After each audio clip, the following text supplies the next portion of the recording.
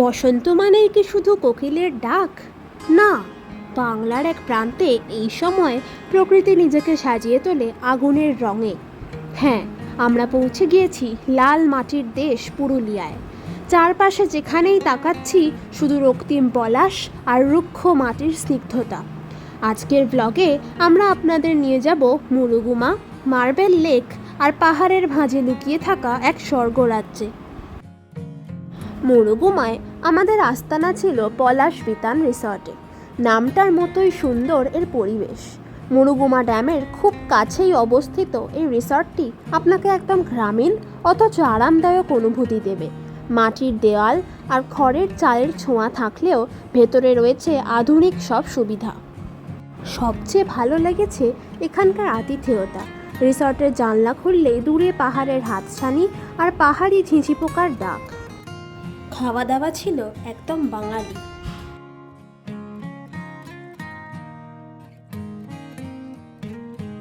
পুরুলিয়ার আসল ম্যাজিক শুরু হলো যখন আমরা পৌঁছলাম মার্বেল লেকে। নীলচে জল আর তাকে ঘিরে থাকা বিশাল সাদাটে মার্বেল পাথরের দেওয়াল দেখে মনে হবে আপনি বাংলার বাইরে অন্য কোনো দেশে চলে এসেছেন। পলাশ বিতান ইকো রিসর্টে আগে থেকে বললে বিকেলে ছৌ নাচ বা সাঁওতালি নাচের আয়োজন করা হয়। রাতে ক্যাম্পফায়ার করারও সুবিধা রয়েছে।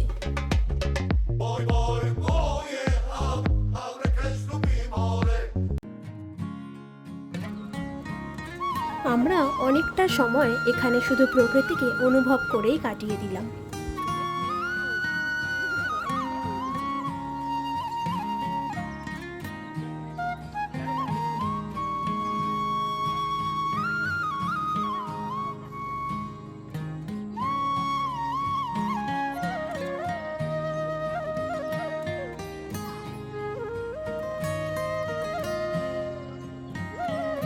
এরপর আমরা চললাম আপার ড্যাম এবং তারপর লোয়ার ড্যামের দিকে। পাহাড়ের বুক চিরে তৈরি এই বিশাল জলাধারগুলো দেখে বোঝা যায় প্রকৃতি আর ইঞ্জিনিয়ারিং কিভাবে মিলেমিশে একাকার হতে পারে। এখানকার রাস্তাগুলো যেন বিদেশের কোনো পাহাড়ি ড্রাইভের কথা মনে করিয়ে দেয়।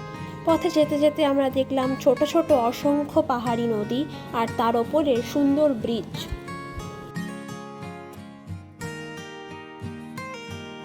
আমরা ঢু মারলাম এখানকার বিখ্যাত বামনি আর তুর্গা জলপ্রপাতে। পাথরের খাঁজ বেয়ে নেমে আসা ঠান্ডা জলের শব্দে সারাদিনের সব ক্লান্তি নিমেষেই হারিয়ে গেল। পুরুলিয়া কেবল একটা জায়গা নয়, এটা একটা অনুভূতি। এই বসন্তের আবহাওয়া, চারিদিকে পলাশের মেলা আর পাহাড়ের নিস্তব্ধতা আমাদের মন ভরিয়ে দিয়েছে।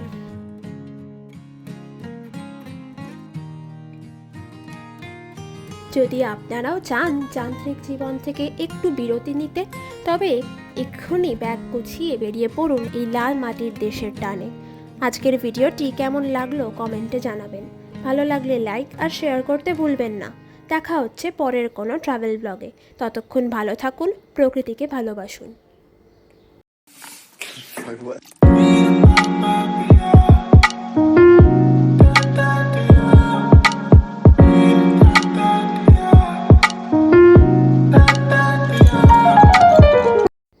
বাকি সব গুরুত্বপূর্ণ তথ্য দেওয়া রইল ডেসক্রিপশন বক্সে। ধন্যবাদ।